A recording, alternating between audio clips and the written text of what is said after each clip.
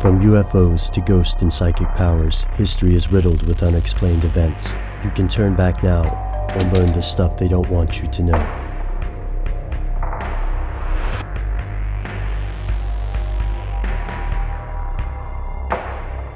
Here are the facts.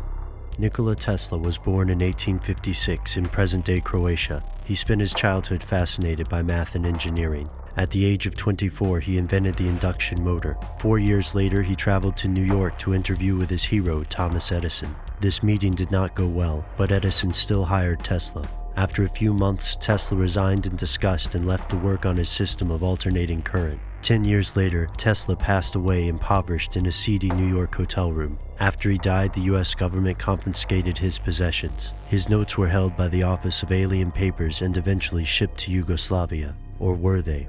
We know Tesla attempted to create death rays, wireless energy, and powerful gyroscopes. But there's one thing we don't know. What was in those notes? Here's where it gets crazy.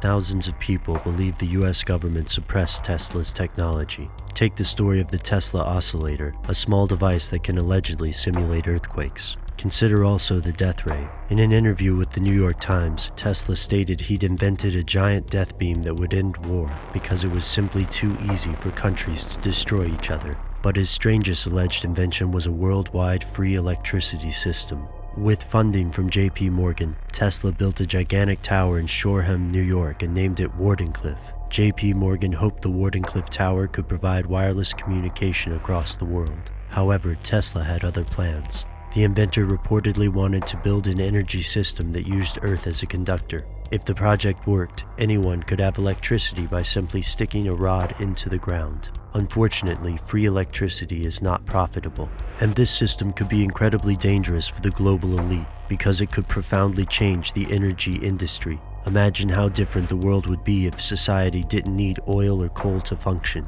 Could the current world powers maintain control? Many historians believe Westinghouse and Morgan refused to continue to fund the Wardenclyffe project because they grew tired of the great expense. But what if they banded together to blackball Tesla? Financially, it makes sense. The mark of most great inventions is that they fundamentally change the society in which they exist, and the people at the top of the social structure have more to gain by reinforcing the status quo. But Tesla's technology didn't necessarily disappear. Some theorists believe the government continues to use Tesla's research in places like the HAARP facility of Alaska. HAARP stands for High Frequency Active Auroral Research Program.